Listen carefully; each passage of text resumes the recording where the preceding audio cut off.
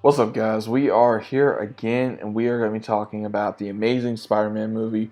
So this movie gets a lot of love and hate.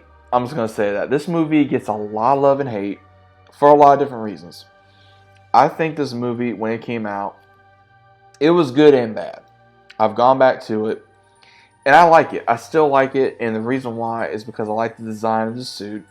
I like how they kind of made Peter like this smart slash almost whatever in a way, because I felt like that this version, yeah, he was a skateboard guy, he was a photographer, yeah, he was, he's still smart, and we get to see the very beginning of his relationship with Gwen Stacy, of Gwen finding out that Peter Parker's Spider-Man, and then also how his relationship with Dr. Connors goes, how Connors tries to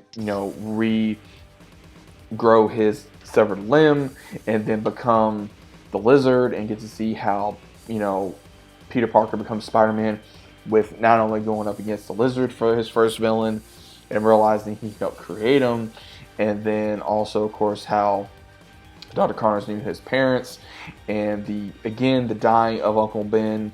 It just, I will say this, just that alone, that acting, again, a lot of people give Andrew Garfield crap off and on, but Andrew Garfield, I will say, did a good job of Spider-Man for the most part. He really did.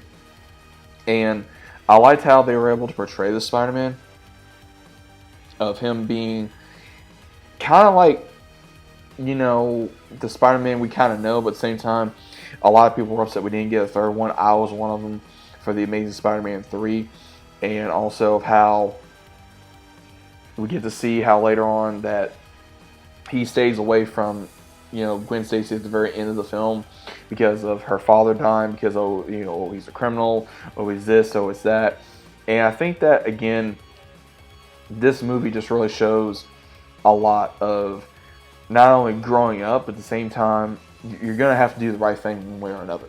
And I like the way that they portrayed that in this film. And also a lot of the comedy, a lot of the action, a lot of the adventure. Again, me being such a big Spider-Man fan, I did take this movie for granted. I really did. I will be fully admissive to say that, yes, I took this movie for granted. I will admit it. I did. And I kind of go back and watch it because there's a lot of scenes that I do enjoy, like, Spider-Man trying to save the kid from the car, or, the library fight, and you got Stan Lee in the background going through this and that. That was pretty funny. And then also, of course, him and being Spider-Man are trying to go away from the cops, or just the relationship with Gwen and all that kind of stuff. So again, there was a lot of different things in this film that I really did enjoy, and I really don't have too much to say about it. That's a bad thing. I think overall it's still a very decent film. I think it's still a good film.